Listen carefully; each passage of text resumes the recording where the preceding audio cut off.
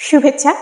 Summary in Bengali চ্যানেলের পক্ষ থেকে সকলকে স্বাগত জানিয়ে শুরু করছি আমাদের আজকের আলোচনার বিষয়, the love song of J Alfred Prufrock.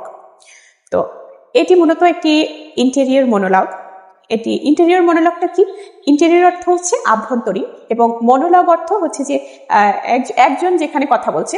তো ইন্টেরিয়র মনোলগ অর্থাৎ একজন ব্যক্তি যে কিনা একা একা নিজের সাথে কথা বলছে নিজের ভিতরে। তো এটাকে ইন্টেরিয়র মনোলগ বলে। এটা আমাদেরকে মনে রাখতে হবে, প্রশ্ন আনসার করার সময় অবশ্যই এটা লিখতে হবে আমাদেরকে। তো এই কবিতাটা হচ্ছে যে একটা মডার্ন পোয়েমের মধ্যে একটা বিখ্যাত কবিতা। মানে মডার্ন যে কবিতাগুলো রয়েছে তার মধ্যে ওয়েস্টল্যান্ড আবার the love song of J Alfred Prufrock, যে দুটো আমাদের হচ্ছে যে 4th ইয়ার কোর্সে সম্ভবত আছে, টি.এস. এলিয়টের লেখা। এই দুটোই আসলে বিখ্যাত কবিতা। আমরা ওয়েস্টল্যান্ড সম্পর্কে পরে কথা বলবো, আজকে জে আলফ্রেড প্রুফ্রক নিয়ে কথা বলছি। তো এখানে যে এই কবিতাটিতে আমরা কি পাবো? আমরা পাবো হচ্ছে যে কবি এখানে তুলে ধরেছেন মডার্ন ম্যানের যে বৈশিষ্ট্যগুলো রয়েছে মূলত সেগুলোকে। তো একজন মডার্ন ম্যানের কি কি বৈশিষ্ট্য থাকে? একজন মডার্ন ম্যান যার কিনা এই বৈশিষ্ট্যগুলো থাকে, যে ইনডিসিশন, তারপর lack of courage, lack of confidence, hesitation, procrastination, তারপর সে নিউরোটিক একটা ব্যক্তি হয়। তো এই যে ক্যারেক্টারিস্টিক্স গুলো আমরা দেখছি মডার্ন ম্যানের, এগুলো সব কিন্তু আমরা জে আলফ্রেড প্রুফ্রকের চরিত্রে পেয়ে যাব। তো এখানে জে আলফ্রেড প্রুফ্রক প্রটাগনিস্ট এবং তিনি কিন্তু একমাত্র ব্যক্তি যে কিনা হচ্ছে এখানে কথা বলছেন, নিজের সাথে নিজেই কথা বলছেন। তো আমরা দেখতে পাই যে আলফ্রেড প্রুফ্রক একটি মাঝবয়সী ভদ্রলোক, যিনি কিনা তার বয়স হয়তো 40-এর উপরে, যিনি কিনা হচ্ছে দেখতে খুব একটা সুদর্শন নয়, তার মাথার চুল কম বা দেখতে খুব একটা ভালো নয় তিনি। তো তিনি হচ্ছে যে নিজেকে একটা ইথারাইজড পেশেন্টের সাথে তুলনা করছেন। যে ইথারাইজড পেশেন্ট বলতে আমরা যেই দেখি যে অপারেশনের আগে দিয়ে যে অ্যানেস্থেসিয়া দেয় ডাক্তাররা, তো একজন পেশেন্ট যখন অজ্ঞান হয়ে অপারেশন টেবিলে পড়ে থাকে তখন সে যেভাবে পড়ে থাকে অসারতা আর কি, এখানে প্রুফ্রকও নিজেকে সেই ইথারাইজড পেশেন্টের সাথে তুলনা করছে। তো প্রুফ্রক আসলে একজন মাঝবয়সী ভদ্রলোক এবং তার কনফিডেন্সের খুবই অভাব, কিন্তু সে একজন মহিলাকে ভালোবাসেন আর অর্থাৎ সেই মহিলাকে তিনি পছন্দ করেন, কিন্তু তিনি তাকে কখনো বলতে পারেন না। তো এই যে তার না বলতে পারাটা, সে বারবার বলতে চেষ্টা করেন, কিন্তু ফাইনালি সে বলতে কিন্তু পারে না। তো এই যে বারবার মনে করে যে আমি বলবো, তারপরেই সে আবার ইনডিসিশনে ভোগে, আবার প্রোক্রাস্টিনেশন হয়। তো এই যে কারণগুলো, তার পেছনের কারণ কি? তার ল্যাক অফ কনফিডেন্স, তার কনফিডেন্সের অভাব। তো জে আলফ্রেড প্রুফ্রক ফাইনালি একদিন ঠিক করে যে সে আজকে বলেই দেবে তার লেডি লাভকে, তার ভালোবাসার কথা, কিন্তু তবুও সে ভীষণ হেজিটেশন ফিল করে। তারপরে তারা সে বারবার নিজেকে আয়নায় দেখে যে তার সে দেখতে সুদর্শন নয়, কিন্তু সে হচ্ছে ওয়েল ড্রেসড, তার ড্রেস সুন্দর, সে একটা সুন্দর টাই পরেছে, আবার টাইয়ের যে পিনটা থাকে সেটাও লাগিয়েছে, সে ভালো পারফিউম ইউজ করেছে, তার ওভারঅল তার গেট আপ খুবই সুন্দর। কিন্তু তারপরেও সে এটা ভাবছে যে আমাকে দেখতে কেমন লাগছে, বা আমি কিভাবে তার সামনে কথা বলবো বা কিভাবে শুরু করবো, হ্যাঁ, তারপরে লোকজন আমাকে দেখে কি ভাববে, এগুলো সে ভাবছে। তার চুল কম, মাথায় চুল কম, হ্যাঁ। তো তারা একটা হোটেল রুমে তার লেডি লাভের সাথে সে বসে আছে এবং সেখানে অনেক মানুষ যাওয়া আসা করছে সেই রুমটাতে। সেখানে যে অ্যারিস্টোক্রেটিক মহিলারা থাকে, আসা যাওয়া করছে, তারা মাইকেল অ্যাঞ্জেলো নিয়ে কথা বলছেন।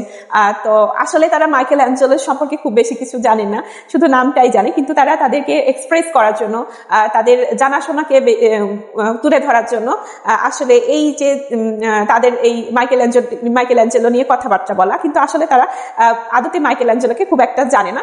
তো তারা নিজেদেরকে জাহির করতে চায়, আসলে তারা যেটা না সেটা তারা প্রকাশ করে। এটাও কিন্তু মডার্ন মানুষের একটা বৈশিষ্ট্য। মডার্ন মানুষ কিন্তু সবসময় একটা এক্সট্রা মুখোশ পরে থাকে, অর্থাৎ তারা যেটা নয় সেটা প্রমাণ করতে চেষ্টা করে, তাদের অ্যারিস্টোক্রেসি প্রমাণ করতে চেষ্টা করে বা তাদের উৎকৃষ্টতাকে প্রমাণ করতে চেষ্টা করে, কিন্তু আসলে কিন্তু তারা তেমন নয়। এটা মডার্ন ম্যানের একটা বৈশিষ্ট্য। তো এখানে এটাও তুলে ধরেছেন কবি। তো এই যে তিনি আবারও ভাবছেন যে তিনি তার লেডি লাভকে প্রপোজ করবেন, কিন্তু আবার ভাবছেন এই যে মহিলারা ঘোরাঘুরি করছে, তারা তাকে দেখছে, তারা তাকে কেমন মনে করছে, এগুলো নিয়েও সে ভাবছে, হ্যাঁ। তো তারপরে কিছুক্ষণ পরে ভাবছেন না এখনই কি বলে দেওয়া উচিত নাকি বলা উচিত নয়। তারপরে পরের মুহূর্তেই ভাবছেন যে আমার হচ্ছে এখনো অনেক সময় আমার হাতে রয়েছে, এই সময়ের মধ্যে আমি একটু চা কফি খেয়ে নিতে পারি, এই সময়ে আমি একটা মার্ডার করতে পারি, আবার নতুন কিছু সৃষ্টিও করতে পারি। হ্যাঁ, এগুলো আসলে তার এই ল্যাক অফ কনফিডেন্সের কারণেই হচ্ছে। সে বলবে কিন্তু ভয় পাচ্ছে আসলে, সেজন্যই সে ভাবছে এখনো তার হাতে অনেক সময় আছে, এখন প্রপোজ না করে আর একটু পরে করি। তো এই যে তার ল্যাক অফ কনফিডেন্সই কিন্তু এই মূলত এই হচ্ছে যে কবিতার বিষয়বস্তু। তারপর সে তার এই প্রোক্রাস্টিনেশনের সাথে এই হ্যামলেটের প্রোক্রাস্টিনেশনকে তুলনা করছে, কিন্তু পর মুহূর্তেই আবার সে মনে করছে না, হ্যামলেটের মতো এত রয়্যাল বার্ড তার নয়, হ্যামলেটের মতো এত কঠিন উদ্দেশ্যও তার নয়। হ্যাঁ, হ্যামলেটের বিষয়টা কি, হ্যামলেট হচ্ছে যখন বিদেশে ছিল তখন তার বাবাকে অর্থাৎ কিং হ্যামলেটকে তার চাচা হত্যা করে এবং তার মাকে তার চাচা বিয়ে করে। তো সেই প্রতিশোধ হ্যামলেট নেবে কি নেবে না, এই নিয়ে তার একটা কনফিউশন ছিল, এই নিয়ে তার একটা হেজিটেশন ছিল, প্রোক্রাস্টিনেশন ছিল বা গড়িমসি ছিল। তো এখানে হ্যামলেটের বিখ্যাত একটা উক্তি আছে, আমরা যখন মাস্টার্সে পড়বো তখন হয়তো আমরা জানবো। বিখ্যাত উক্তি আছে, to be or not to be, that is the question. এটাই হচ্ছে মূলত হ্যামলেটের এই প্রোক্রাস্টিনেশনের একটা সিম্বল, এই লাইনটা।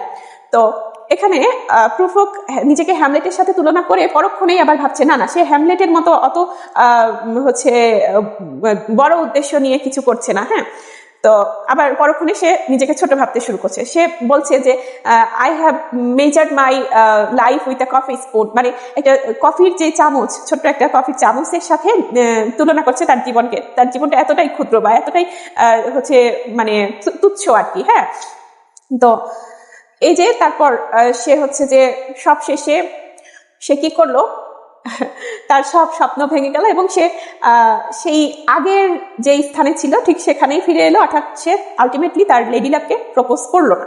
হ্যাঁ, এই যে মডার্ন ম্যানের বৈশিষ্ট্য এটা, যে তারা সারাদিন ধরে ভাবনা চিন্তা করে কিন্তু আলটিমেটলি কোনো কাজ ঠিকভাবে করতে পারে না বা করে না। হ্যাঁ, তো অর্থাৎ যেখান থেকে তাদের দিন শুরু হয় সেখানেই শেষ হয়। হ্যাঁ, এরকম একটা বিষয়। তো এই ছিল আমাদের আজকের আলোচনার বিষয়। আশা করছি এটা ভালোভাবে বুঝতে পারলে আমরা কবিতাটা ঠিকভাবে বুঝতে পারবো এবং আশা করছি আমরা প্রশ্নের উত্তরগুলো ভালোভাবে লিখতে পারবো। তো ঠিক আছে, ধন্যবাদ।